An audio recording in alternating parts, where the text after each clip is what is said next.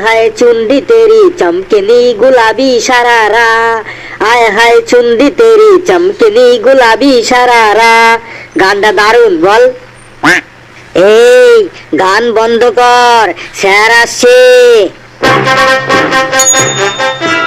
Good morning sir. Sir অনেকদিন পরে আমাদের ক্লাসে আপনি আজকে আসলেন। গুড মর্নিং, সকলে বসে পড়। আজ তোদের আমি ইতিহাসের ক্লাস নেব, দেখি তোরা ইতিহাস সম্পর্কে কেমন জানিস। স্যার ইতিহাস সম্পর্কে আমরা সব জানি স্যার। স্যার ঘেটু ঠিকই বলেছে, ইতিহাস সম্পর্কে আমরা সব জানি, ইতিহাসের A to Z আমরা সব জানি।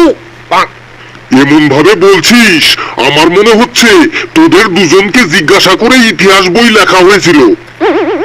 স্যার তেমন কোনো ব্যাপার নয় স্যার, সবই আপনাদের আশীর্বাদ। বেশ, ইতিহাস সম্পর্কে যখন এতই জানিস তাহলে তুই দাঁড়া কালু, বল ইতিহাস কাকে বলে। স্যার মরা মানুষদের কাহিনী পড়তে পড়তে জীবিত মানুষদের আধমরা হয়ে যাওয়াকে ইতিহাস বলে। প্রথমেই আমার মেজাজটা গরম করে দিলি, তুই দাঁড়িয়ে থাক। ঘেটু বলতো পানিপথের দ্বিতীয় যুদ্ধ কবে হয়েছিল? স্যার পানিপথের দ্বিতীয় যুদ্ধ হয়েছিল পানিপথের প্রথম যুদ্ধের পরে ও পানিপথের তৃতীয় যুদ্ধের আগে। আমার মাথাটা আর গরম করিস না, চুপচাপ দাঁড়িয়ে থাক। কেউ বলতে পারবি পানিপথের দ্বিতীয় যুদ্ধ কবে হয়েছিল? স্যার আমি বলবো।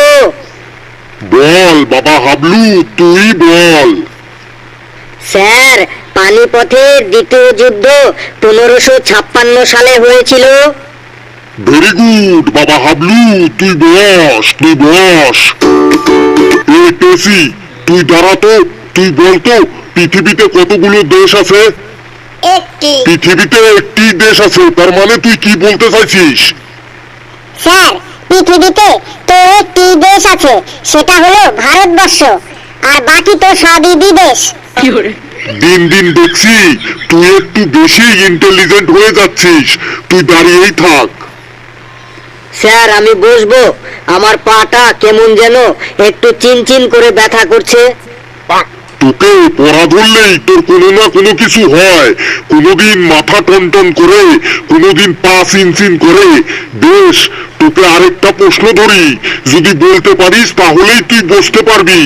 বল, তৃতীয় বিশ্বযুদ্ধ যদি হয় তাহলে তার পরিণাম কি হবে?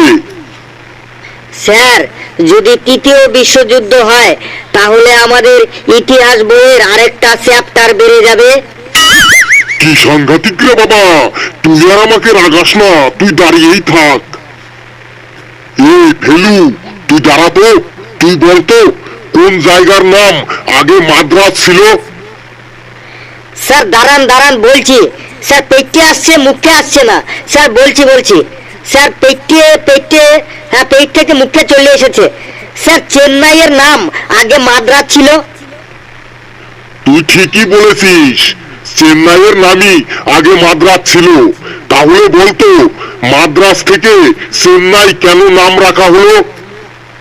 স্যার মাদ্রাজের নাম কেন চেন্নাই রাখা হলো স্যার এটা স্যার বলতে পারবো না। একটু চেষ্টা কর, দেখ বলতে পারবি। স্যার আপনি যখন বলছেন তাহলে চেষ্টা করে দেখি যে মাদ্রাজের নাম কেন চেন্নাই হলো। স্যার আমার মনে হয় যে ওখানকার লোক মানে মাদ্রাজের লোক সবাই লুঙ্গি ও ধুতি কাপড় পরে থাকে, আর লুঙ্গি আর ধুতি কাপড়ের মধ্যে প্যান্টের মতো কোনো চেন থাকে না, তাই ওই জায়গাটার নাম হয়ে গেছে চেন নাই, মানে ধুতি কাপড় ও লুঙ্গিতে চেন নাই, তার থেকে নাম হয়ে গেল চেন্নাই। কি সাংঘাতিক যুক্তি রে বাবা, তুই তো দেখছি দেশের নাম উজ্জ্বল করবি। Thank you sir. ইচ্ছে করছে তোর চুলের মুঠি টান দিয়ে ছিঁড়ে ফেলি, তুই দাঁড়িয়েই থাক। স্যার আমি একটু বসবো, আমার পাটা কেমন যেন একটু টান লাগছে, আর চোখে কেমন যেন একটু অন্ধকার লাগছে। বেশ, তোকে আরেকটা প্রশ্ন ধরবো, যদি বলতে পারিস তাহলে তুই বসবি। বলতো ইতিহাস অনেক ঘটনার সাক্ষীকে বহন করে, এমন একটা একটা ঘটনা বলতো যা সাক্ষী ইতিহাস বহন করে।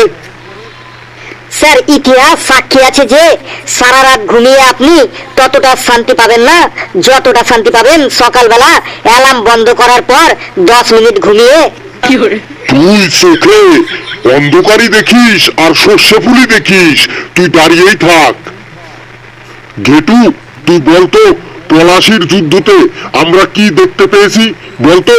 এই প্রশ্নটা কিন্তু 1960 সাল থেকে লাগাতার প্রতি বছরই পরীক্ষায় আসে, তাড়াতাড়ি বল। স্যার পলাশির যুদ্ধতে কি দেখেছি? হ্যাঁ, পলাশির যুদ্ধতে আমরা কি দেখতে পেয়েছি তাড়াতাড়ি বল। স্যার পলাশির যুদ্ধ, স্যার পলাশির যুদ্ধ মানে পলাশির যুদ্ধ খুব খুব প্রাচীনকালে হয়েছিল। পলাশির যুদ্ধ এত খতরনাক ছিল যে যে সেটা দেখে আমার হাত পা কাঁপছিল, ভয়ে আমার মাথার চুল খাড়া হয়ে গেছিল। যুদ্ধটা এত ভয়ঙ্কর ছিল যে যে শুনবে ভয়ে তার কান দিয়ে রক্ত বেরিয়ে যাবে। তাই হেয়ার অন ইউর রিস্ক, মানে সবাই নিজের রিস্কে শুনতে হবে। স্যার যুদ্ধের শুরুতেই বহু বহু সৈন্য হাতি ঘোড়া তরোয়াল নিয়ে একদল ওই দিক থেকে এলো, আর বহু বহু কামান বন্দুক নিয়ে আরেক দল ওই দিক থেকে এলো। দুই দলেরই সৈনিকরা এক জায়গায় জড়ো হলো, আর রেডি সেট গো বলেই ফটাফট যুদ্ধ শুরু হয়ে গেল। কামান চলতে লাগলো ফটাফট, তরোয়াল চলতে লাগলো চপাচপ, মাথা কাটতে লাগলো পটাপট, রক্ত পড়তে লাগলো লপালপ, মানুষ ছুটতে লাগলো ঘপাঘপ, আর চারিদিকে চিল্লাচিল্লি শুরু হলো, হাহাকার শুরু হলো। দুই পক্ষই লড়তে লড়তে যখন সন্ধ্যা হয়ে গেল তখন দুই দলের সৈনিকরা তাদের সাথে হাত মেলালো গলা মেলালো। তারপরে তারা বলল যে আজ সন্ধ্যা হয়ে গেল, আজ আর যুদ্ধ করব না বন্ধু, কালকে আবার যুদ্ধ করব, কালকে আবার লড়বো। আবার কাল যুদ্ধ শুরু হয়ে গেল, আবার অনেক মানুষ মারা গেল। তারপরে পলাশির যুদ্ধ শেষ হয়ে গেল। স্যার থাম বাবা থাম, আমি হাঁপিয়ে গেছি। থাম, তোর যুদ্ধ শুনে না আমার প্রেশার উঠে গেল মনে হচ্ছে। তুই থাম, তুই বেঞ্চের ওপর দাঁড়া ঘেটু। হেলু, তুই বলতে পারবি পলাশির যুদ্ধ সম্পর্কে? স্যার কাল আমি মেলায় গিয়েছিলাম, তাই আমি ইতিহাস বইটা পড়তে পারিনি। তাহলে তুই কি পড়ে এসেছিস? স্যার বাংলা বই পড়ে এসেছি।